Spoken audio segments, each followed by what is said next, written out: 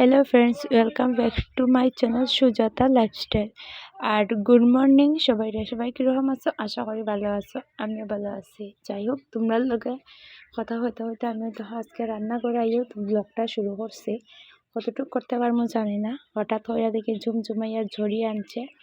ভাবছিলাম যে বৃষ্টির আগে আজকে রান্না টান্না সব কিছু শেষ করে দিলাম, না এটা তো আর হইল না।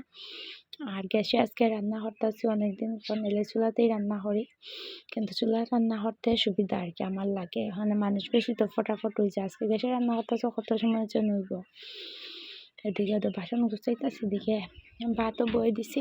ভাতত বইয়া সাইড এখন কুকারে ডিম আলু রেডি করছি, এগুলি সিদ্ধ বয়ে দিব। আজকে শর্টকাট রান্না, ভাত, ডিম দিয়ে আলু দিয়ে ঝোল। আর কালকে রাতে ছোটো মাছ তরকারি আসলো, আর ছোটো মাছের তরকারিটা এখন গরম বয়ে দিছে একদিকে, তখন গরম হইয়াও সারছে প্রায়।